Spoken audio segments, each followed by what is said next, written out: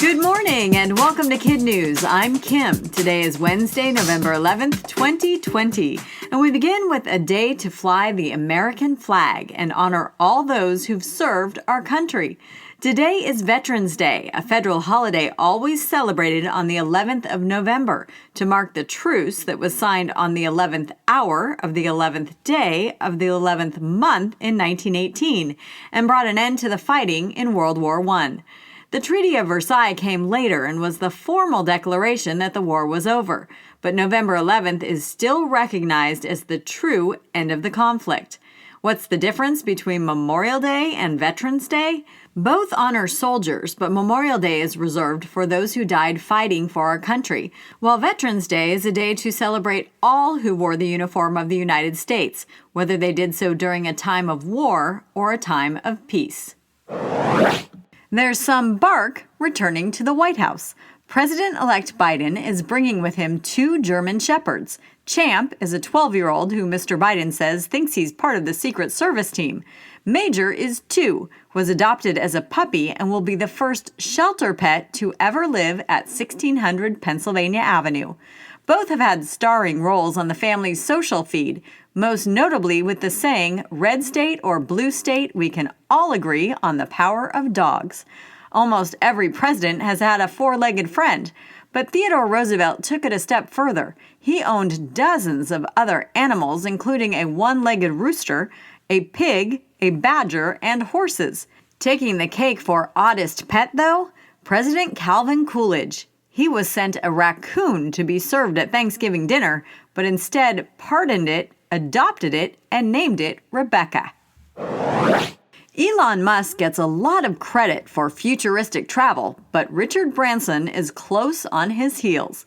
The British entrepreneur is making progress on a high-speed travel bubble he calls a Hyperloop. The ultimate goal is to shuttle riders from New York to D.C. in just 30 minutes by tucking them inside a passenger pod and shooting them through a vacuum tube at speeds of 600 miles an hour, all while propelled and suspended by magnets. Mr. Branson has been testing the concept in the Nevada desert using empty pods, but last weekend upped the ante by putting 2 employees inside. Their top speed? Just 100 miles an hour, but they successfully moved 500 meters in just 15 seconds. Enough, the company says, to make transportation history. At the other end of the speed spectrum is the carrier pigeon. In World War I, the birds were commonly used to shuttle or carry secure messages across the battlefield. You've no doubt seen them in movies or even in cartoons. Secret letters rolled up, put in a tiny tube, and taped to their legs for flight. According to the U.S. Army Corps of Engineers, their delivery success rate was a remarkable 95%. But that means 5% of messages didn't get where they were going. And in a case of better 100 years late than never, one of them just turned up in a field in France. A retired couple on a walk found the overdue capsule with a letter from a German officer tucked inside. The date on it, either 1910 or 1916, tough to tell because of the fading. Either way, historians call the discovery exceptional. For the first time ever, a person with Down syndrome has completed an Ironman triathlon.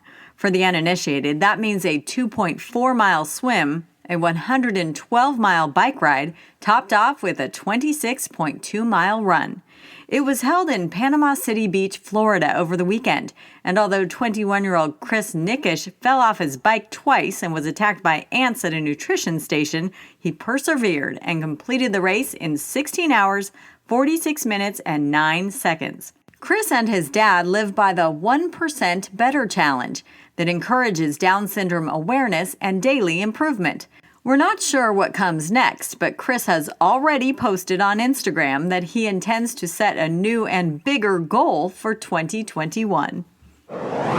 In other KidNuz notes, just days after Eta made landfall in Florida as the record-tying 28th named storm of the hurricane season, comes Theta, the record breaker. The subtropical system is the 29th of 2020, and although strong enough to earn a name, is expected to peter out before causing trouble. And if you look skyward tonight, you might see the most fiery meteor shower of the year. The northern Taurids are peaking, and although they don't typically generate as many shooting stars as the Perseids or the Leonids, the celestial show tends to produce bigger, brighter chunks of cosmic debris. Before we get to our quiz, a special thank you to Alan from Hightstown, New Jersey, and Tracy at Sudman Dearborn in Indiana for their feedback, and to Kai and Alan for sending us fast facts on the platypus. Now our KidNuz quiz. Why is Veterans Day celebrated on November 11th? Because the First World War ended on the 11th hour of the 11th day of the 11th month in 1918. What was the name of the raccoon that President Coolidge pardoned, then adopted? Rebecca. How fast will the trip from New York to D.C. be on Richard Branson's proposed Hyperloop?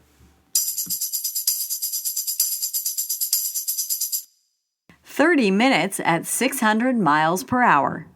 What is the delivery success rate of the carrier pigeon?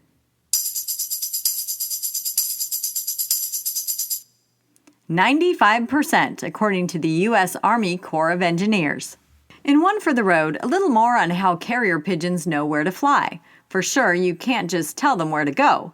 The only place on their radar is home, and to train them on that location, they need to be kept in one place for at least 6 weeks at birth. After that, with a little bit of practice, they can almost always find their way back, even from 100 miles away. In wartime, the birds would be brought to the front in cages. When word needed to be sent back to commanders, they'd be outfitted with messages and set free to return to their home base, where an officer would be waiting.